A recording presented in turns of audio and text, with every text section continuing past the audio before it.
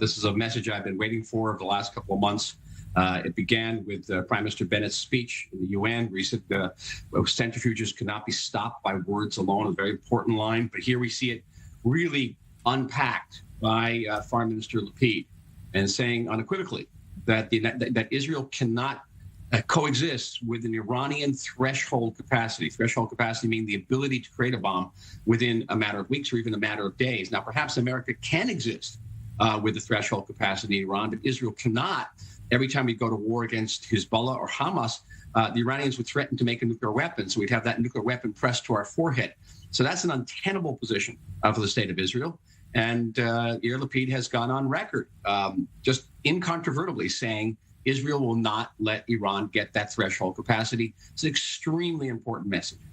And certainly along the lines of that message, a lot people saying that the messaging, the outward messaging by Israel really meant more as a deterrent towards Iran, less of a message to the allies. But what, quote unquote, other options are thought to be on the table for Iran? We're hearing that referred to now, with even Prime Minister Bennett saying, quote unquote, we won't wait this week in a speech here for the world to get their act together on Iran. So how close do the Biden and Bennett-Lapid administrations appear to be on this issue?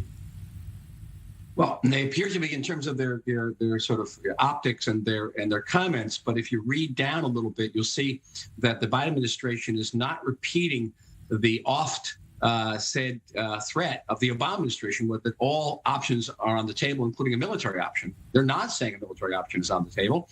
And I don't think that the current administration can say that, given the state of opinion in the United States, both among Democrats and Republicans. By the way, the majority of both supported the way the United States withdrew from Afghanistan. America does not want another military engagement in the Middle East. The big question is going to be, if Israel decides to prevent Iran from getting threshold capacity, what will be the American position? Will America support Israel logistically, militarily, diplomatically, or will it seek to hold Israel back for fear of getting dragged in to a military conflict in our region? That's going to be the big question. You can discuss further sanctions against Iran. You can discuss isolating Iran diplomatically. At the end of the day, probably nothing's going to stop Iran from gaining that threshold capacity and beyond. I sincerely believe that Iran will not, it will not suffice for the Iranians just to have threshold capacity. They need to have the bomb itself. It's very important for them, both ideologically and in terms of regime survival. What will be the United States' position if Israel decides to act alone? And that's what both Prime Minister Bennett and Foreign Minister Lapid are saying, that Israel is prepared to act alone.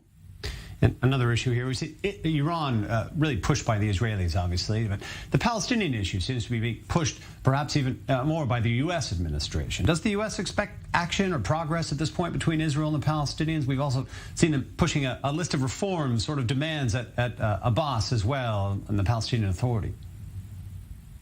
Well, it's significant that though the Palestinian issue was raised by all three participants, Sheikh Abdullah, Yair Lapid, and Tony Blinken in this press conference, it was only the American Secretary of State who talked about the two-state solution, and only the American Secretary of State who, in response to a question, said that the administration was prepared to move forward in reopening the U.S. consulate in East Jerusalem, which is a ticking time bomb in terms of this coalition, because the right-wing parts of that of our coalition in Israel have gone on record in stating that they will oppose that by all possible means. As far as they're concerned, and frankly, as far as I'm concerned, it represents a redivision of the city and a distinction between East and West Jerusalem, whereas the United States position would closely resemble that of Russia, which recognizes West Jerusalem as Israel's capital, but not East Jerusalem.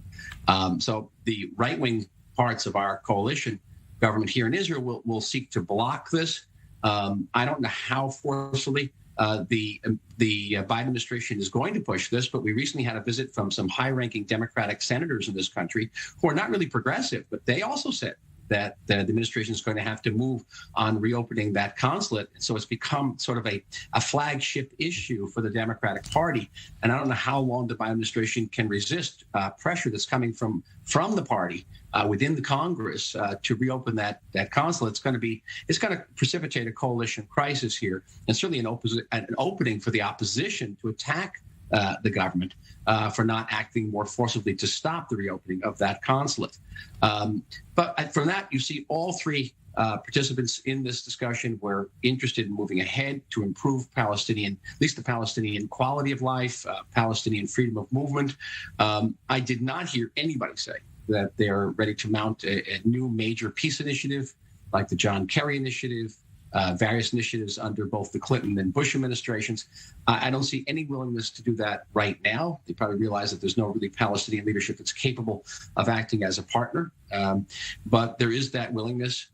The United States will press Israel to restrain large-scale building projects in East Jerusalem and Judea and Samaria in order not to rock the boat, in order to not to impair what the Americans say is the possibilities of creating a two-state solution. But beyond that, I don't see much activity. Dr. Michael Oren, Ambassador Michael Oren, and thank you for being with us, of course, on a range of important topics. Have a great day. Bye.